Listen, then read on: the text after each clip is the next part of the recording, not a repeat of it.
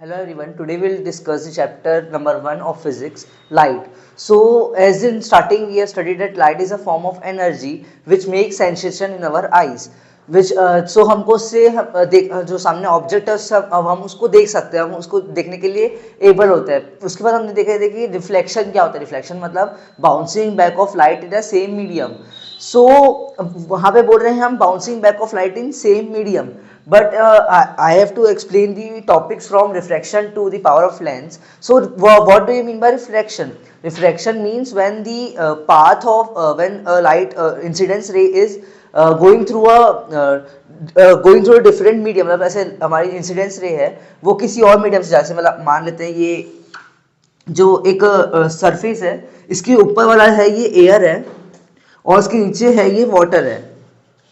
अब मैं यहाँ जब रेस को पास कराऊंगा तो यहाँ पे मेरे को कुछ थोड़े चेंजेस देखने मिलेंगे. जैसे हम रिफ्लेक्शन में देखे थे कि हमारी जो आई था, आर था, वो दोनों इक्वल था और जो हमारी एक ही सेम प्लेन में तीनों लाए कर रहे थे और मतलब इक्वल एंगल पे बाउंस हो रहा था. पर जो हमारा रिफ्लेक्शन है यहाँ पे ऐसा नहीं होता. यहाँ पे थोड़ी जो हमारी स्टोरी है वो थोड़ी चेंज हो जाती है. जो हमारा रिफ्लेक्शन होता है इस पर अगर जब जैसे यहाँ पे दो नए टर्म आ जाते हैं, rare medium and denser medium. So rare medium means जिसमें जो पार्टिकल है उस जो मैटर के वो अगर दूर दूर होंगे, मतलब थोड़े गैप होंगे as compare to second medium, तो उसको हम बोलेंगे रेयर मीडियम.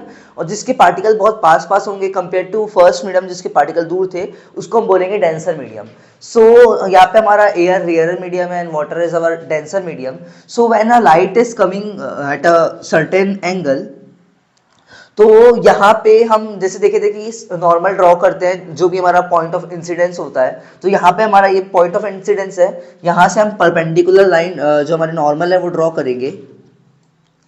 अब यहाँ पे एक नया कॉन्सेप्ट आ जाता है जो है कि अगर हमारी जो रे ऑफ लाइट है वो अगर रेयर से डेंसर मीडियम में जा रही है तो वो बेंड हो जाती है टूवर्ड्स दी नॉर्मल. मतलब यहाँ पे जो रे है वो बेंड हो रही है जो हमारी नॉर्मल है उसकी तरफ. मतलब जैसे रे यहाँ से आ रही थी, ये बेंड हो जाएगी ऐसे, मतलब जाना था इसको यहाँ पे, पर ये बेंड हो गई ड्यू टू रिफ्रैक्शन. अगर अब हम इसको चेंज कर दें, मतलब इसको वाटर कर दें, इसको एयर कर दे, मतलब ये डेंसर मीडियम हो गया, ये रेयरर मीडियम हो गया. डेंसर मीडियम से जब लाइट रे आएगी फिर हम यहाँ पे जो पॉइंट ऑफ इंसिडेंस है वहां से फिर एक परपेंडिकुलर लाइन जो हमारी इमेजिनरी लाइन है perpendicular to the surface normal, उसको ड्रॉ करेंगे. फिर यहाँ पे जो हमारी जैसे पे टूवर्ड्स ही नॉर्मल बेंड हो रही थी, पर यहाँ पे इसका वाइज वर्सा, मतलब यहाँ पे जो हमारी लाइट रे है वो नॉर्मल है उसके अवे, उससे थोड़ा दूर में बेंड होगी. मतलब सॉरी, मतलब जाना इसको यहाँ था पर ये थोड़ी उस साइड बेंड हो गई ड्यू टू रिफ्रैक्शन. अब और बेंड करिए, आपको सेम दिख रहा है. Yes sir.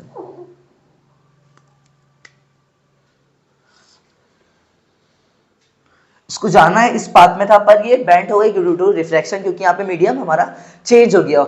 और जो ये अब यहाँ पे हम दो लॉ आते हैं हमारे रिफ्लेक्शन, जैसे रिफ्लेक्शन के दो लॉ थे वैसे यहाँ रिफ्लेक्शन के भी दो लॉ है. यहाँ पे मैं देख सकता हूँ ये जो है हमारी इंसिडेंस. सर वही रीजन बता रहा हूँ. So this is our incidence रे. हमने स्टार्टिंग में पढ़े थे, अब जो हमारे चैप्टर की स्टार्टिंग थी वहाँ पे incidence ray, reflected ray, normal. तो ये हमारी इंसिडेंस रे है, ये हमारी रिफ्लेक्टेड रे है, ये हमारी नॉर्मल है. यहाँ पे भी सेम, ये हमारी इंसिडेंस रे है, ये हमारी रिफ्लेक्टेड रे है, ये हमारा नॉर्मल. सो ये इमेजिन लाइन मैंने सॉरी ये सॉरी ये नॉर्मल है. जो हमारी जो तीनों एक हमारा जो रिफ्लेक्शन में जो लॉ था, पहला लॉ था जिसमें तीनों सेम प्लेन में लाई करते हैं, वो यहाँ पे भी वो लॉ सेम है. मतलब जो हमारा आई, आर और नॉर्मल है, incidence ray, reflected ray, normal, तीनों सेम प्लेन में, जो all three will lie in a same plane. And second is the ratio of sine I and sin r is always equals to the constant or mu. जो हमारा ratio होगा sign I sign are का, मतलब sign मतलब हम जैसे math पढ़े जो हमारे ट्रिग्नोमेट्रिक फंक्शंस है वो साइन आई साइन आर। अब यहाँ पे साइन आई जो है हमारा, अब यहाँ पे किसी एंगल पे ये आएगी, वहां से जब नॉर्मल ड्रॉ करेंगे जो उसके बीच में एंगल बनेगा वो हमारा बनेगा इंसिडेंस एंगल, यहाँ बनेगा हमारा रिफ्लेक्टेड एंगल, यहाँ बनेगा रिफ्लेक्टेड एंगल। तो जो इंसिडेंस एंगल होगा और रिफ्लेक्टेड एंगल मतलब साइन आई मतलब आई यहाँ पे हमारा एंगल है, जो हमारा इंसिडेंस एंगल है वो है, और आर हमारा रिफ्लेक्टेड एंगल है, दे इनका जो रेशियो होगा वो कांस्टेंट के इक्वल होगा। और ये जो रेशियो है इसको हम बोलते हैं रिफ्रैक्टिव इंडेक्स। रिफ्रैक्टिव इंडेक्स मतलब जो हमारी हमारा जो भी मीडियम है उसकी कितनी मतलब उसकी कैपेसिटी की, तो वो लाइट को बेंड कर सकता है, वो हमारा इसमें रिफ्लेक्टिव इंडेक्स होता है। सो देयर रिफ्लेक्टिव इंडेक्स मैंने आपको बताया, रेशियो हमारा इसमें होता है। एक और चीज आती है absolute reflective index. So absolute reflective index means the हमारी जो हमारा speed of light in medium है। अब जो मैं से मान लेता हूँ यहाँ पे वाटर मीडियम था, तो speed of light in medium upon speed of light in air.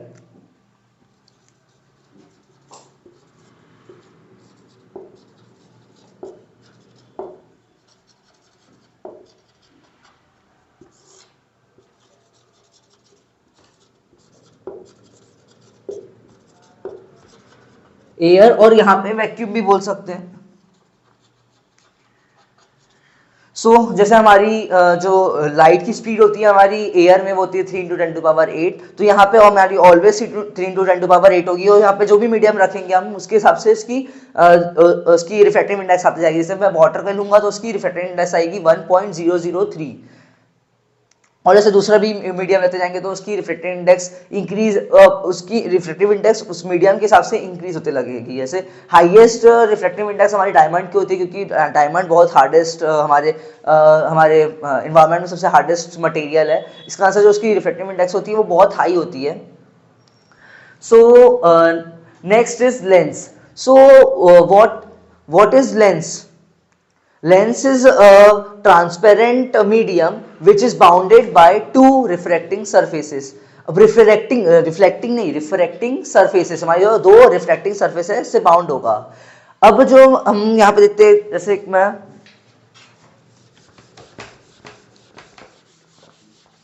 दो स्फीयर को अज्यूम कर लूं, जैसे एक ये स्फीयर है और इसी में इंटरसेक्ट करते हुए एक और स्फीयर को ड्रॉ कर लूं, तो यहाँ पे जो ये वाला पार्ट जो बी सेंटर वाला पार्ट बन रहा है, हम इसको जब कट करेंगे तो ये हमको मिलेगी एक लेंस जिसको हम बोलते हैं कॉन्वेक्स लेंस। कॉन्वेक्स लेंस ये हमारी फर्स्ट टाइप की लेंस है, and second is our convex lens. So ये कॉन्वेक्स लेंस है और ये कॉनकेव लेंस है। So concave lens is thin at the center and its edges it is thicker, and the convex lens is thick at its center and thin at its center. So there are some basic terms जो हमारे lens और दोनों lens के लिए हैं। जैसे अब मैं मान लेता हूँ स्फीयर का एक सेंटर होगा, इसका भी एक अपना सेंटर होगा, दो सेंटर हो गए। ऐसे हम मिरर में देखते थे, वहां पे एक स्फीयर लेते थे, उसको कट करते थे, तो वहां पे हमको बस एक ही सेंटर ऑफ कर्वेचर, जो हमारा सेंटर होता है स्फीयर का, हम उसको सेंटर ऑफ कर्वेचर बोलते हैं, तो हमको वहां पे एक ही सेंटर ऑफ कर्वेचर मिलता था। पर हमारी लेंस है, यहाँ पे हमको दो सेंटर ऑफ कर्वेचर मिलते हैं, क्योंकि हम दो स्फीयर को इंटरसेक्ट करा के उसमें से लेंस को कट कर रहे हैं। तो हमारी जो दोनों स्फीयर का सेंटर को हम सेंटर ऑफ कर्वेचर बोलेंगे। The centre of the lens is known as optical centre, और इन दोनों के बीच के डिस्टेंस को हम बोलते हैं रेडियस ऑफ कर्वेचर आर। वैसे सेम यहां पे भी होगा, रेडियस ऑफ कर्वेचर आर, और ये वाला सेंटर मान लेते हैं C1, ये वाला सेंटर मान लेते हैं C2। अब यहां पे एक और टर्म आ जाता है focus. So what is focus? Focus means जो भी ऐसा पॉइंट, मतलब जहां ऐसे इन्फिनाइट से अगर जो लाइट रेज है अगर पैरेलल आ रही है, तो रिफ्रैक्शन के बाद वो लाइट रेज अगर जिस पॉइंट से इंटरसेक्ट होके प्रिंसिपल जो हमारी जो ये इमेजिनरी लाइन ड्रॉ किया मैंने यहाँ से पास होगी, उसको बोलते हैं हम सेकेंड फोकस। जो हमारा दो फोकस होंगे ना, इसका एक फोकस, इसका एक फोकस। तो जो जब ऐसे मान लेते हैं यहाँ से लाइट आ रही है, ये रिफ्लेक्ट हुई, जैसे यहाँ से गई, तो ये है इसका फोकस। और अगर लाइट यहाँ पे किसी पॉइंट से जनरेट हो रही है और वो पैरेलल हो जा रही है, तो उसको बोलेंगे हम फर्स्ट फोकस। सो हमारी लेंस के दो फोकस होते हैं, that are first focus and second focus. और जो हमारी फोकस और ऑप्टिकल सेंटर के बीच का डिस्टेंस है, उसको हम बोलते हैं फोकल लेंथ। और यहाँ पे जो हमारे बेसिक टर्म्स थे लेंस के लिए, वो इतने थे। अब एक बार इसकी साइन कन्वेंशन देख लेते हैं कि हमारी जो लेंस होती है उसकी साइन कन्वेंशन कैसी होती है।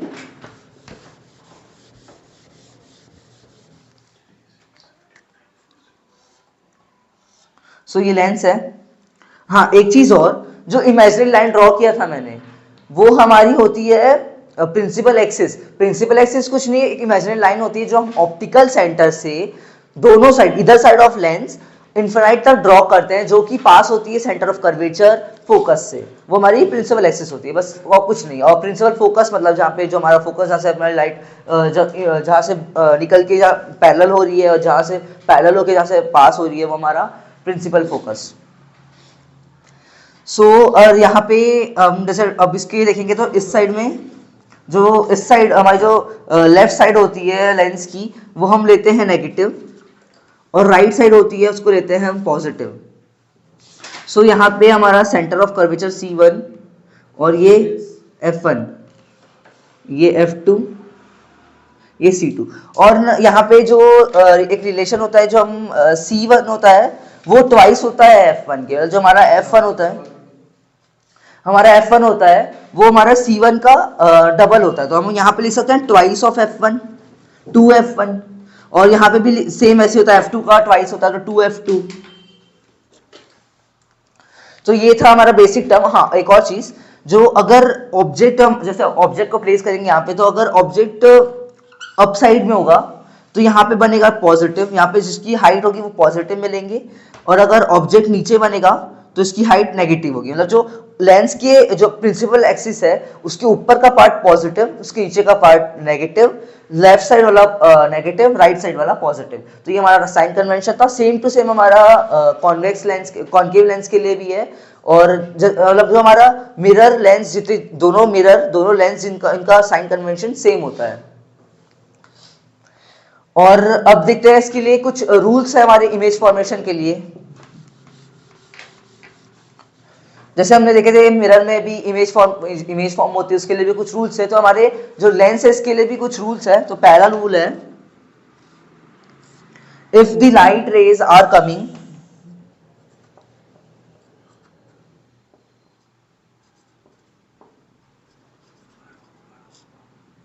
if the light rays are coming parallel to principal axis, then they will pass from the second focus, and when they are जब यहाँ से इमिट होगी, मतलब यहाँ से F1 है, यहाँ से जब निकलेगी तो वो पैरेलल हो जाएगी। ये हमारा दो रूल थे, मतलब एक दूसरे के वाइस वर्सा। मतलब जैसे पैरेलल आएगी तो सेकेंड फोकस से पास हो जाएगी, और अगर फर्स्ट फोकस से जाएगी तो पैरेलल हो जाएगी प्रिंसिपल एक्सिस के। और कॉन्वेक्स में भी ऐसी है। हमारी जो अगर ये हमारी जो प्रिंसिपल एक्सिस के पैरेलल में आती है, तो जो फर्स्ट फोकस होता है हमारा, इसको अब जो हमारा कॉन्केव लेंस होता है, यहाँ पे हम हमारी जो इमेज है वो रियल इमेज फॉर्म नहीं होता, इसलिए हम उसको एक्सटेंड करके मीट कराते हैं। तो यहाँ पे जो हम अगर हमारी रेस को एक्सटेंड करेंगे पीछे की तरफ, तो ये फर्स्ट फोकस पे आके इंटरसेक्ट होगी। और एक कॉन्वेक्स लेंस के लिए लास्ट रूल होता है, जो हमारा ऑप्टिकल सेंटर, अगर इससे लाइट रेज आती है तो विदाउट एनी रिफ्लेक्शन ये निकल जाएगी। और इसके लिए भी कॉन्केव के लिए भी ये सेम रूल होता है। ऑप्टिकल सेंटर से आ रही है तो वो विदाउट एनी रिफ्लेक्शन निकल जाएगी। सो अब है हमारा इमेज फॉर्मेशन बाय लेंस। सो हमारी जो कॉन्वेक्स लेंस होती है, इसके लिए हमारे पास जो हमारे 6 इमेज फॉर्मेशन, 6 केसेस बनते हैं इमेज फॉर्मेशन के, और हमारी जो कॉन्केव लेंस होती है इसके लिए 2 केसेस बनते हैं। तो जो हमारा कॉन्वेक्स लेंस है इसका पहला केस हम देखेंगे कि जब हमारी ऑब्जेक्ट होगी वो इन्फिनाइट पे होगी तो हमारी इमेज कहाँ फॉर्म होगी।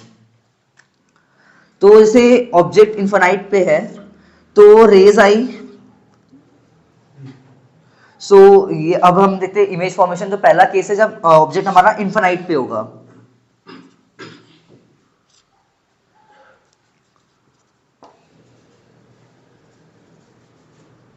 जब इन्फिनाइट पे होगा तो जो हमारी मैंने आपको बताया था पहला रूल था कि जब पैरेलल आती है प्रिंसिपल एक्सिस के तो सेकेंड फोकस से वो पास हो जाती है। ये सेकेंड फोकस से पास हो गई। अब वैसी जो हमारी इन्फिनाइट वाली केस होती है, यहाँ पे हमारी कोई भी लाइट रेस बेंड होके नहीं आती है, हमारी light rays always parallel to principal axis आएगी। तो जो अब एक और मतलब मैं यहाँ पे दूसरी रूल दो रूल और थे, मैं वो लगा नहीं सकता, तो मेरे को यहाँ पे वही रूल यूज करना पड़ेगा जो मैंने फर्स्ट रूल यूज किया था कि जो हमारी पैरेलल आएगी तो F2 से पास होगी। यहाँ पे भी सेम वही होगा, प्रिंसिपल एक्सिस के पैरेलल आ रही है तो F2 से पास होगी। तो हमारी जो इमेज होगी इसका साइज जो हमारी ऑब्जेक्ट साइज है उससे बहुत ज़्यादा छोटा, मतलब जो हमारी कैरेक्टरिस्टिक्स ऑफ यहाँ पे इमेज देखेंगे तो हमारी जो इमेज है वो हाईली डिमिनिश्ड है, ये रियल इन्वर्टेड है, हमारी इमेज रियल इन्वर्टेड है और हाईली डिमिनिश्ड है, मतलब जो हमारी ऑब्जेक्ट की साइज है उससे बहुत छोटी साइज में बनेगी। अब मैं अगर ऑब्जेक्ट को थोड़ा पास ला लूँ, मतलब ऑब्जेक्ट को मैं यहाँ पे इस 2F2 जो हमारा 2F1 है हमारा सेंटर ऑफ कर्वेचर जिसको हम बोलते हैं, मतलब उसको हमने चेंज कर दिए हैं, तो वहां से हम जब लेंगे तो पहला तो केस वही बनेगा जो हम और जो पहला हमारा रूल है उससे निकलेगा, जो पैरेलल आएगी तो हमारी सेंटर है वहां से, जो हमारी फोकस है वहां से निकल जाएगी। और दूसरा लेंगे हम जब ये जो हमारा सेकेंड रूल था इसमें हमारी ऑप्टिकल सेंटर से जब ये पास हो रही थी तब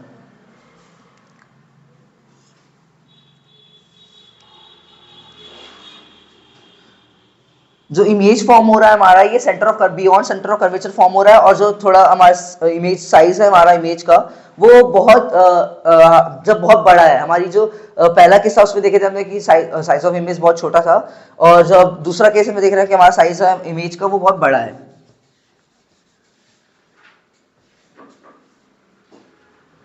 Beyond 12 you will get a large image. Yes sir.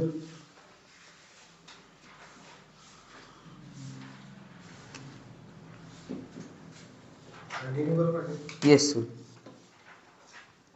So third case is when the object is at 2F1, मतलब हमारा सेंटर ऑफ कर्वेचर पे होगा। सेम केस वही स्मॉल साइज होता है, स्मॉल साइज। अच्छा, Beyond center of curvature, when we keep the object, always you will get the small image. Sorry मैंने एक मिस्टेक कर दिया, जो हमारी इमेज है वो छोटी बनेगी, मतलब थोड़ी जो हमारी फर्स्ट केस थी उससे थोड़ी लार्ज इमेज बनेगी, मतलब ऑब्जेक्ट तो छोटी होगी पर जो हमारी फर्स्ट केस है उसकी इमेज की कंपेयर में थोड़ी सी ज़्यादा बड़ी बनेगी। ये हमारा फोकस से जब फोकस से जा रही है, पैरेलल आती है तो फोकस से जाती है, और दूसरा जब ऑप्टिकल सेंटर से जाती है तो अब यहाँ देख सकते हैं हमारी जो इमेज है वो 2F2 पे बन रही है और सेम साइज की बन रही है, और 2F2 पे हमारी पोजीशन होगी इमेज की 2F2 पे, साइज होगा सेम, और हमारी जो हमारा नेचर होगा इमेज का वो होगा रियल एंड इन्वर्टेड। सो अब मैं थोड़ा इमेज को और आगे कर देता हूँ, मतलब अब मैं इमेज को सेंटर ऑफ कर्वेचर मतलब हमारा 2F1 और F1 के बीच में पुट करूंगा, तो वही same. What is the magnification for same size? Sir m is equals to 1. So you have to tell for each and every case. Yes sir. So first और second case के लिए जो magnification था वो always less than मतलब less than 1 होगा, क्योंकि हमारी जो That is not less than 1. Sorry अब ये कैसे होगा ये देख लेते हैं हम। जो मैग्निफिकेशन होता है इसका फॉर्मूला होता है HI/HO। तो जब यहाँ पे height of image m equals to 1 इसलिए आ रही है क्योंकि यहाँ पे हाइट ऑफ इमेज और हाइट ऑफ ऑब्जेक्ट दोनों इक्वल है, पर यहाँ पे m 1 से छोटा इसलिए आ रहा है क्योंकि हाइट ऑफ ऑब्जेक्ट ज़्यादा है और हाइट ऑफ इमेज कम है। ये हम आगे देखेंगे लेंस फॉर्मूले में थोड़ा अच्छे से। सो वो फर्स्ट केस के लिए जो दोनों फर्स्ट और सेकंड केस है दोनों के लिए हमारा m is always less than 1, और जो थर्ड केस है जिसमें 2f1 पे है ऑब्जेक्ट, उसके लिए m इज इक्वल्स टू 1। और अब फोर्थ केस देख रहे हैं हम कि यहाँ पे जब हम f1 और f सॉरी 2f1 और f1 के बीच में जब ऑब्जेक्ट को रखेंगे तो क्या फॉर्म होगा। तो जब ये हम रखेंगे तो ये पैरेलल पैरेलल रखते तो हमारी फोकस से चल जाती है और ऑप्टिकल सेंटर से अंदर से निकल जाएगी, और यहाँ पे जो इमेज की साइज होगी,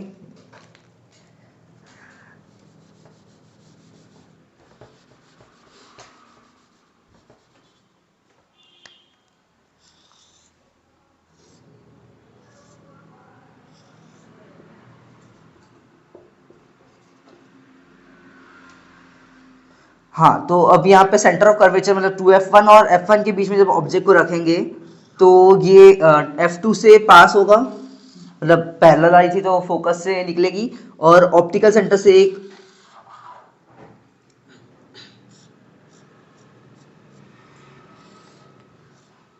हाँ, ये अब यहाँ पे जो इमेज होगी वो ऑब्जेक्ट से थोड़ी बड़ी होगी, मतलब एकदम एकदम बड़ी नहीं होगी, थोड़ी सी इंक्रीज होगी, मतलब यहाँ पे जो मैग्निफिकेशन होगा ऑब्जेक्ट का वो ग्रेटर देन 1 हो जाएगा, मतलब यहाँ पे एच आई जो हाइट ऑफ इमेज है वो ज़्यादा है हाइट ऑफ ऑब्जेक्ट से, और जो हमारा ऑब्जेक्ट 2f2 के सेंटर ऑफ कर्वेचर है जो उस साइड इधर साइड का मतलब दूसरी साइड का उससे थोड़ा मतलब उसके पीछे होगा, और हमारी जो नेचर होगी इमेज की वो होगी रियल और इन्वर्टेड।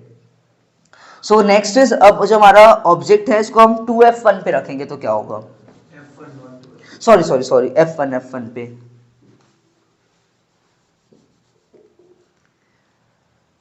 ये f1 पे रखे यहाँ पे, और मैं इसकी रे डायग्राम ड्रॉ कर रहा हूँ, तो यहाँ पे पैरेलल में रखेंगे तो f2 से जाएगा, फिर सेंटर में रखेंगे तो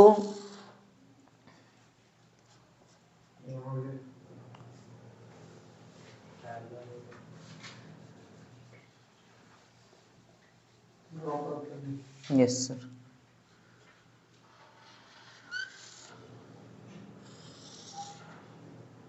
हाँ, जो लाइंस है वो इन्फिनाइट पे मीट करेगी, मतलब जो हमारी इमेज होगी वो जो हाइट ऑफ इमेज होगी वो बहुत ज़्यादा मतलब हाईली एनलार्ज होगी हमारे हाइट ऑफ ऑब्जेक्ट से, तो मतलब हमारे मैग्निफिकेशन फिर से यहाँ पे m इज ग्रेटर देन 1 हो जाएगी।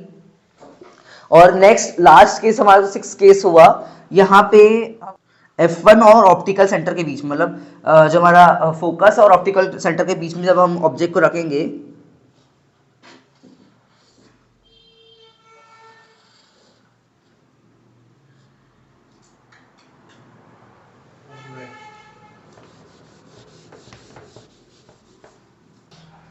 सो अब जैसे हम हमारी देख सकते हैं यहाँ पे जो इमेज जो मैंने ऑब्जेक्ट को फोकस और ऑप्टिकल सेंटर के बीच में रखा था, तो यहाँ पे जैसे पैरेलल ले गए हमने, पैरेलल इंसिडेंस कराया प्रिंसिपल एक्सिस के, तो वो फोकस से चली गई, और जब ऑप्टिकल सेंटर से कराए तो वो विदाउट एनी डिफ्लेक्शन पास हो गई।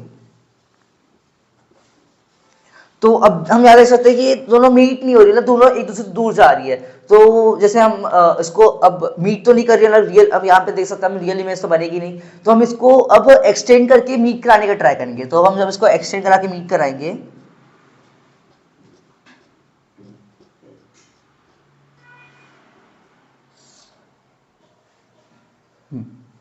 तो बियॉन्ड 2f1 हमारी इमेज फॉर्म होगी, और ये हाईली मैग्नीफाइड होगी, मतलब जो हमारी ऑब्जेक्ट की साइज है उससे थोड़ी बड़ी होगी, मतलब बहुत बड़ी होगी। और ये अब यहाँ पे लास्ट केस होता है हमारा थोड़ा डिफरेंट होता है, यहाँ पे जो हमारी ऑब्जेक्ट होता है जो सॉरी हमारा इमेज होता है वो यहाँ पे रियल इन्वर्टेड नहीं बनता है, यहाँ पे वर्चुअल इरेक्ट बनता है, मतलब वर्चुअल इरेक्ट मतलब यहाँ पे जो हमारी इमेज है वो उल्टी नहीं बन रही है, यहाँ पे हमारी जो इमेज है वो मिरर जब लेंस है वहां नहीं फॉर्म हो रही है, ये लेंस के बाहर, मतलब उसको हम अपीयर करा मीट उसको एक्सटेंड करके मीट करा रहे हैं, तो यहाँ पे हमारी जो पोजीशन देख सकते हैं 2f1 के पहले बनेगी, थोड़ा प्रॉपर नहीं है इसका आंसर, 2f1 पे दिख रही है पर 2f1 के पहले बनेगी, और हमारा जो साइज ऑफ इमेज होगा वो बहुत ज़्यादा बड़ा होगा हमारे साइज ऑफ ऑब्जेक्ट से। Okay, question है. Yes sir, Ask the questions. Yes sir. जो साइन कन्वेंशन में आपने बताया था हाँ। कि जो एक बार साइन कन्वेंशन एक बार लिखना। उसी में लिख दो ना वो जो डायग्राम बना हुआ है. सच में हाँ.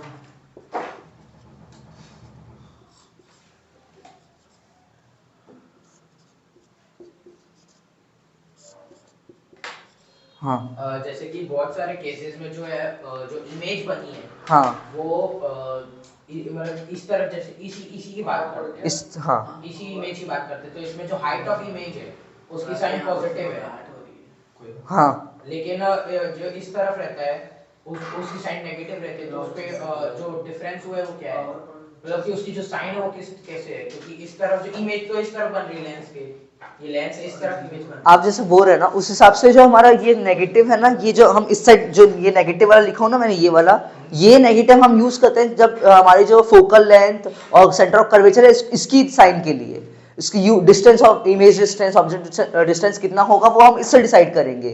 पर ये जो हमारा ऑब्जेक्ट खड़ा है वो हम देखेंगे कि पॉजिटिव में है कि नेगेटिव में है। तो जैसे कि मैग्निफिकेशन के दो फॉर्मूले रहते हैं, हाँ HI/HO, HO और V/U फॉर -V/, लेंस, और फॉर लेंस के लिए V/U। हाँ, तो उनमें जो साइन तो अलग अलग रहेगी, तो उनमें आंसर एक जैसा कैसे आएगा? मतलब साइन अलग अलग रहेगी ना, क्योंकि इस पे जैसे इमेज फॉर्म हुई है तो इस पे हाइट ऑफ ऑब्जेक्ट की साइन और जो इमेज डिस्टेंस की साइन है उसका मतलब उससे कोई डिफरेंस नहीं होगा। ठीक है, ऐसे हिसाब जैसे बोल रहे हो उसके हिसाब से अज्यूम कर लेते हैं। मान लेते हैं हमारा V है, अब V यहाँ पे नेगेटिव होगा, ठीक है, तो -60 ले लेते हैं V को, और हमारी U को, वो तो ऑलवेज नेगेटिव होता है हर किसी में, तो ये -10 ले लेते हैं। मैं हाइट ऑफ डिस्टेंस भी मान लेता, जो हमारा सॉरी हाँ सॉरी हाइट ऑफ ऑब्जेक्ट है वो, हाँ उसको भी हमको वो भी एज्यूम कर लेते हैं 60 है। नेगेटिव हाँ Why negative? Height of object sorry positive positive. और हाइट ऑफ ऑब्जेक्ट भी, हाइट ऑफ ऑब्जेक्ट को 10 ले लेते हैं। अब जब इसमें हम लगाएंगे फॉर्मूला तो ये हमारा m सेम आएगा दोनों के लिए, m दोनों के लिए 6 आएगा। और यही चीज अगर उधर पे हो मिरर पे, तो मिरर पे का मतलब जो उसमें मैग्निफिकेशन का फॉर्मूला रहता है वो -V/U हाँ और हाँ, उस पे भी साइन तो वो उसके अकॉर्डिंग वैल्यूज आएंगी ना। तो नहीं, उसमें मैग्निफिकेशन में डिफरेंस आएगा कि कुछ? नहीं, कुछ डिफरेंस नहीं आएगा क्योंकि मैग्निफिकेशन के फॉर्मूले में लिखते हैं। Multiplication will be always same for both formula. That's why it is equal to HI/HO is equal to V/U. You will get the derivation in class 12. Don't worry. Any other question, Gaurav? Sir कुछ जैसे कि जो मेरे घर में जो एक mirror लगा हुआ है, हाँ वो जो मिरर है वो मेरे सर से लेकर मेरी कमर तक का ठीक है होगा, ठीक उसकी है, height। मतलब स्पेशल मिरर है। क्वेश्चन तो बोलने थे। हाँ ठीक है, बोलो ना, बना लेता हूँ ना। लेकिन अगर मैं उसमें ऐसे थोड़ा सामने जाके उसके मिरर के एंड में देखूं तो उसमें मेरे पैर भी दिखते हैं, कैसे? मतलब क्या? मतलब कि जो इमेज है, मतलब जो मिरर है हाँ वो उसकी हाइट मेरे सर से लेकर मेरे कमर तक की है, हाँ तो यानी उसमें इमेज बस इतनी ही बननी चाहिए, हाँ। लेकिन अगर मैं उसमें थोड़ा आगे जाके देखूं तो उसमें मेरे पैर भी दिखते हैं। तो आपके पैर से लाइट रिफ्लेक्ट हो रही है, आपके आईज पे आ रही है, इसका वजह से आपको वो दिख रही है। ये वाला चीज आप जो बोल रहे हो ना, ये इमेज फॉर्मेशन आईज में कैसे होता है, ये आप वो चीज बोल रहे हो, ये सेकंड चैप्टर में। What is lens formula? Right over there. Sir lens formula,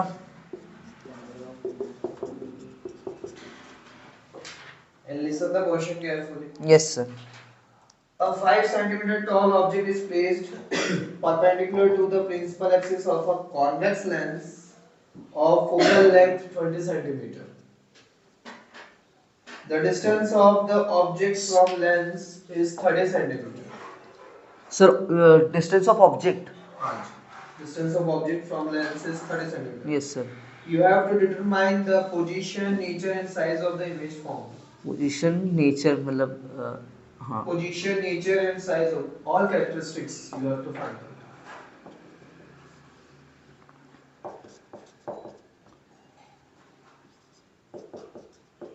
You have to explain also. Yes sir.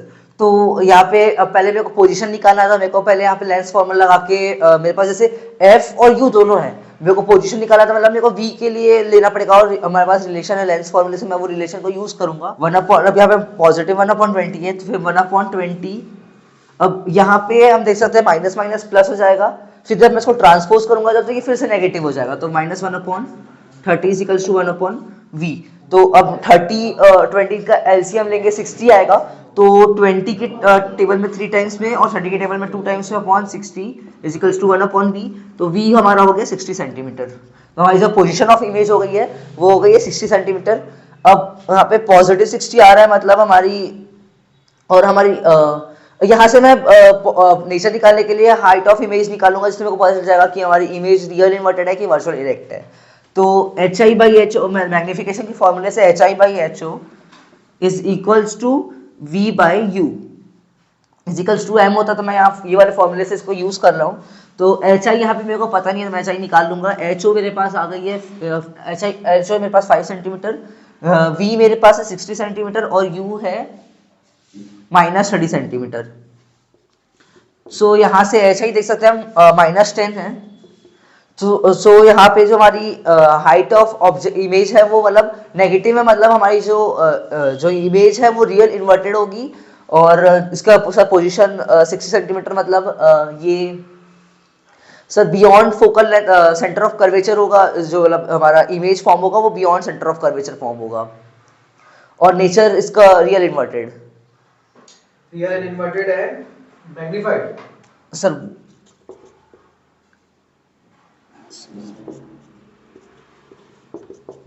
Yes sir. Yes.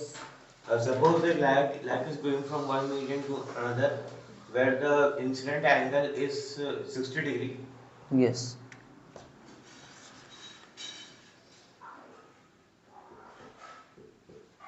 and the diffracted angle is 30 degree. Medium कौन सा रेयर है, कौन सा डेंसर है? Rare से denser है कि denser से रेयर है?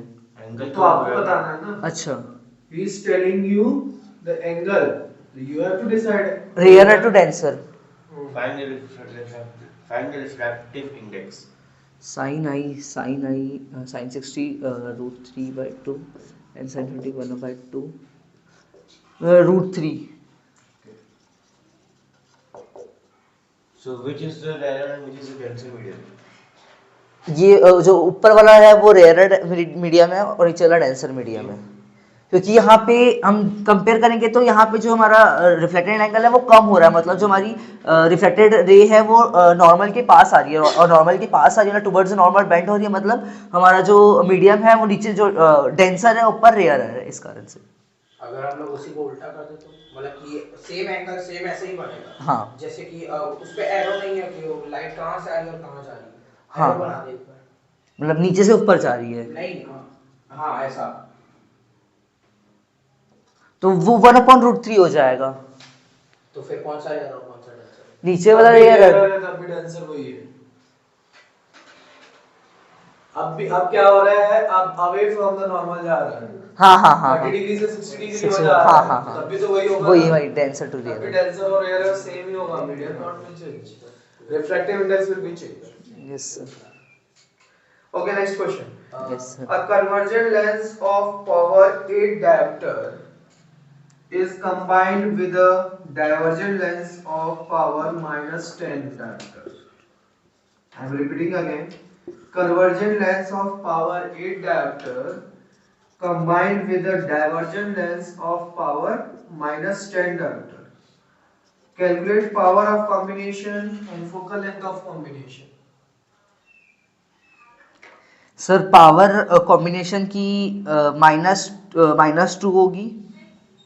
कॉम्बिनेशन के -2 होगी। Yes sir. ओके। और फोकल लेंथ जैसे हमारा अब यहाँ पे फोकल लेंथ को अब जैसे पावर के लिए फॉर्मूला होता है 100 बाय फोकल लेंथ, तो 100 bye focal length sorry 100 by power focal length के लिए, तो 100 बाय पावर मतलब 100 बाय 8 माइनस यहाँ पे 100 बाय सॉरी प्लस 100 बाय -10 करेंगे, तो उससे हमारी जो फोकल लेंथ है वो कॉम्बिनेशन की फोकल लेंथ आ जाएगी।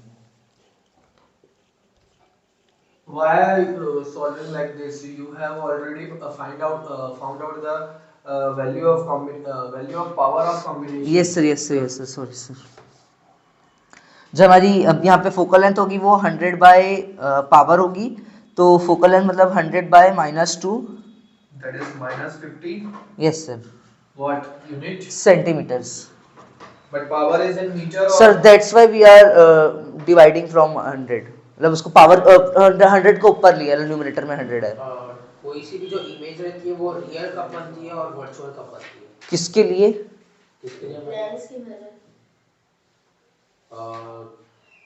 लेंस लेंस के लिए जब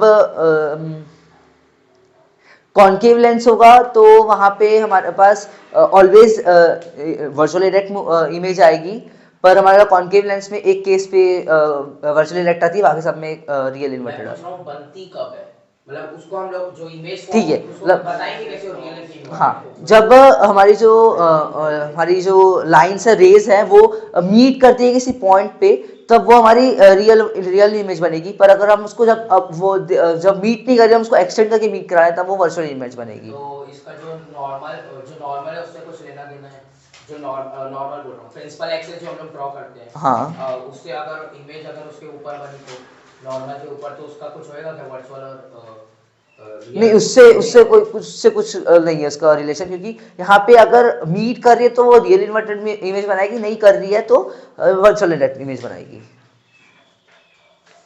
difference between real and virtual image हाँ, इन मिरर और lens.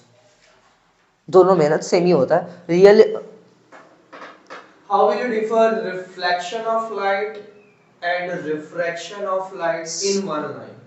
Sir, reflection of light same medium में होता है और reflection of light different medium में होता है। Yes.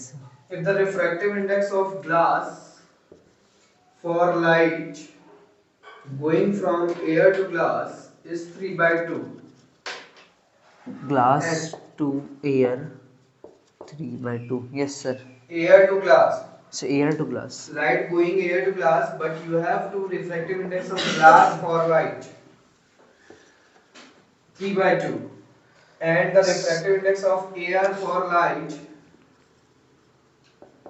going for from glass to air.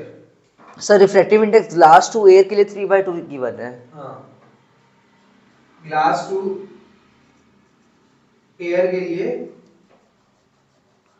Air to glass के लिए 3 by 2 गिवन है। सर एयर टू ग्लास के लिए, हाँ, ग्लास टू एयर के लिए फाइंड आउट करना है। What is the value of refractive index for glass to air?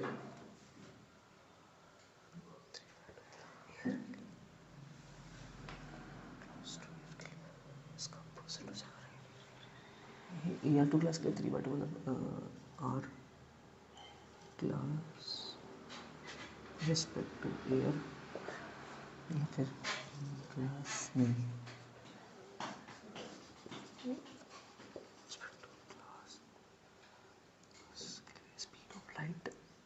Speed of light air 3।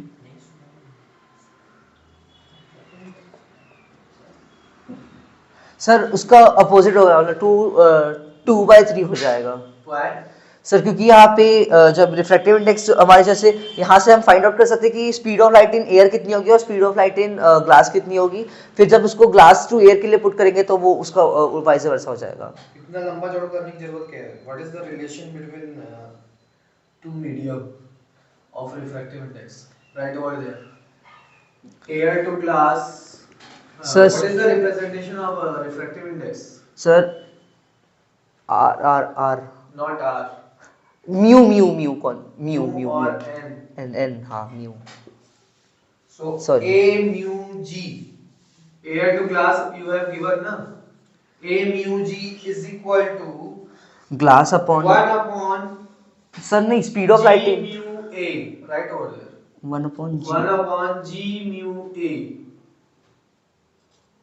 ये होता है रिलेशन। अच्छा, तो बस वैल्यू पुट करनी थी और आंसर करना था। दोनों Yes, एक sir. दूसरे के रेसिप्रोकल होंगे ना, आपने जैसे कहा रेसिप्रोकल होगा, हाँ. वैसे कहा रेसिप्रोकल होगा। फॉर्मूला याद रखना है आपको। Yes sir. मतलब आपको ये याद रखना है कि दोनों मीडियम के बीच में जो रिफ्रैक्टिव इंडेक्स होता है, अगर ऑपोजिट करने पर तो उनका जो मल्टीप्लिकेशन होता है वो 1 के इक्वल होता है। यस, ये याद रखना है। तो डायरेक्ट फॉर्मूले से आप फाइंड आउट कर सकते हो। No need to find out the velocities of different medium. Yes sir. Yes.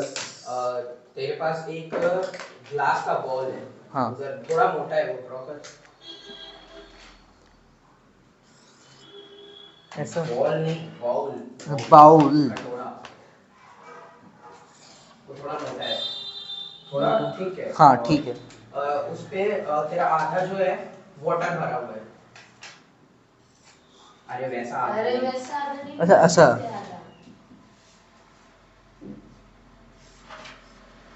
और आधा ऑयल भरा हुआ है। और नीचे से लाइट मारेगा तो कितनी बार रिफ्रैक्शन होगा? इसमें 2 बार रिफ्रैक्शन होगा, नहीं 2 बार नहीं 3 बार रिफ्रैक्शन होगा।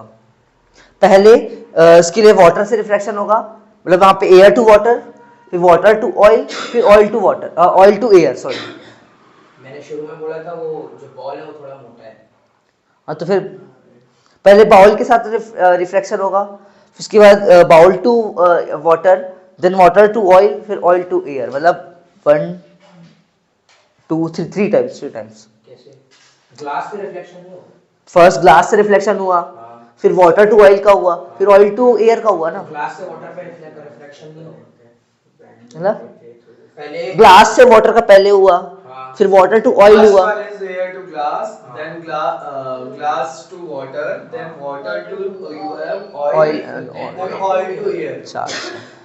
Okay. Sorry.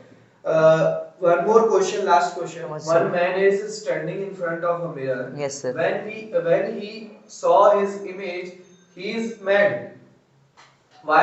Because his head is enlarged. Yes, His sir. head image is enlarged, and his middle portion is same, and his lower portion is diminished. Sir because the जो top जिसको head वाले part है वहाँ पे concave mirror है, और centre में plane mirror है, और बॉटम में कॉन्वेक्स मिरर लगा है, इस कारण से इसकी इमेज ऐसी बन रही है। Okay.